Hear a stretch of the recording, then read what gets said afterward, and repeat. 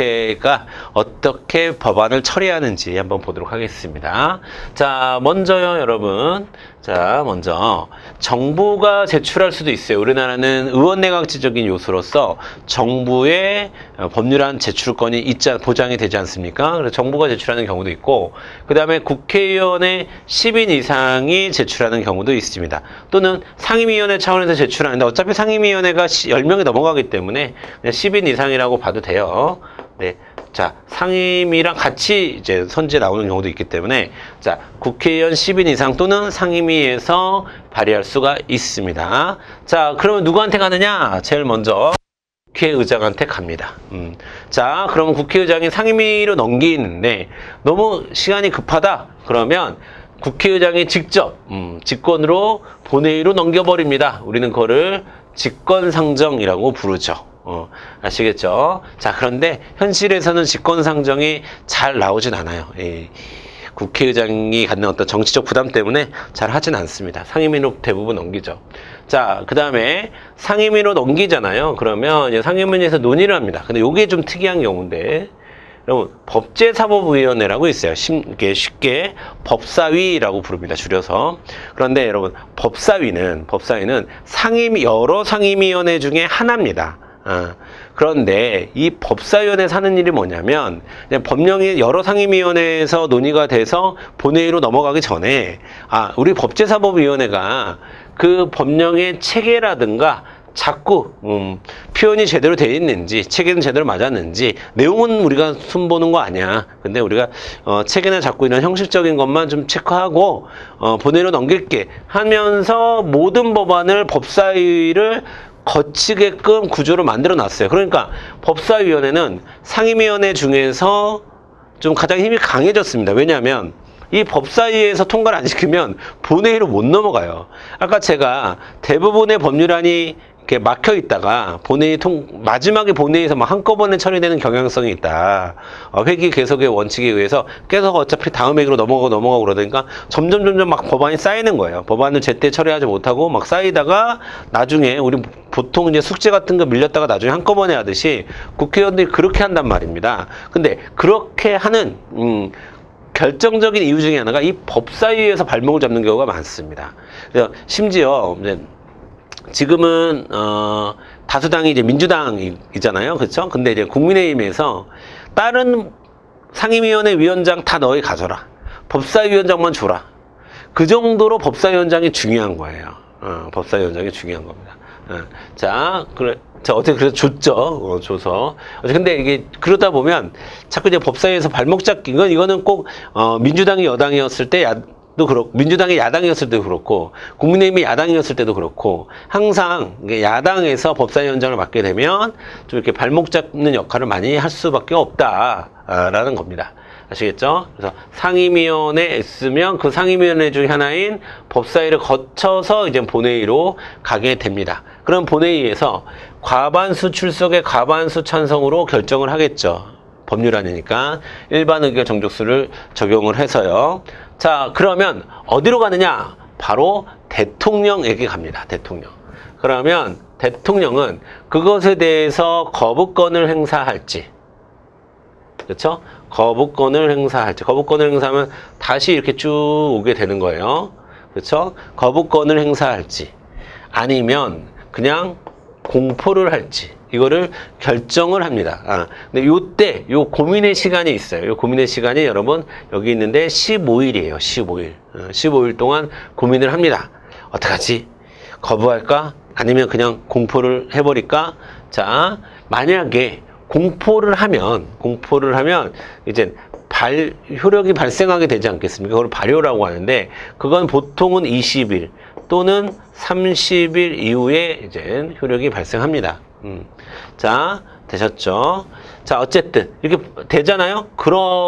그러면서 자, 다시 여기서는 이제 다시 본회의 왔을 때는 이 과반수 출석의 과반수 찬성이 아니라 과반수 출석의 3분의 2 찬성으로 결정을 하게 되는 거예요.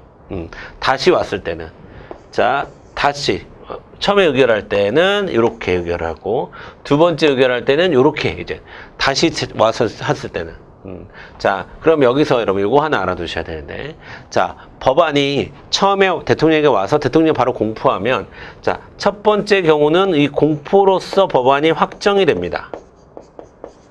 그런데 거부를 했을 경우에는, 자, 언제 확정되느냐? 요때 확정이 돼요. 요때 의결했을 때.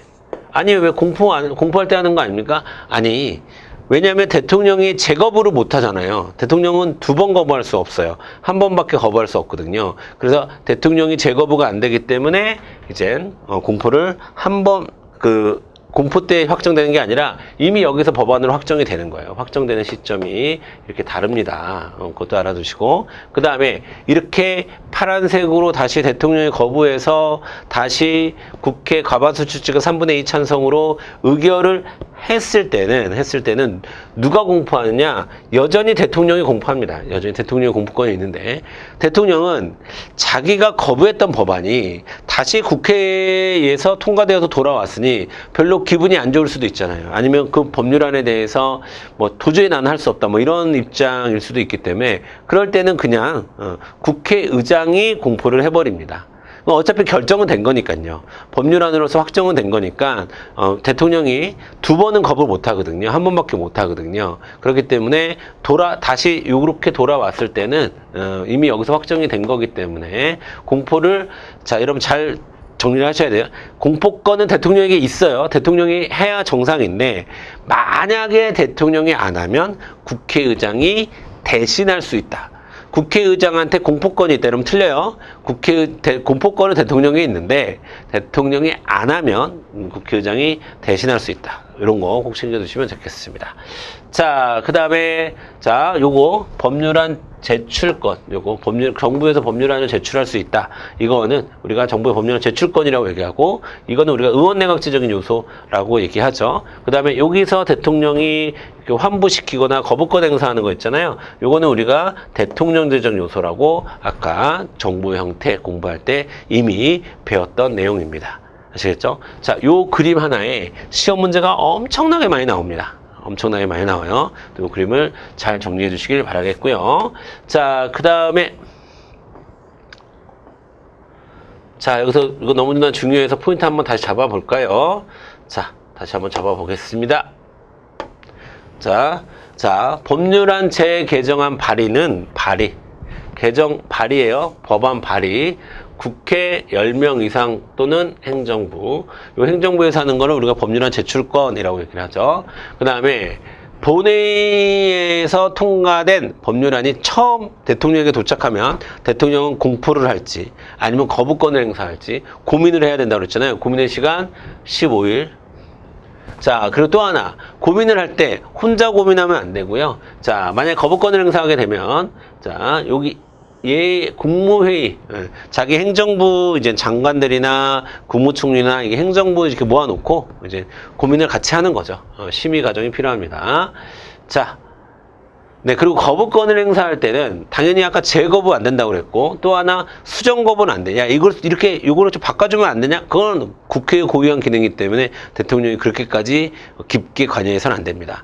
그 다음에 일부 거부도 안 되고요. 통으로 거부할지 말지 판단하면 되는 겁니다.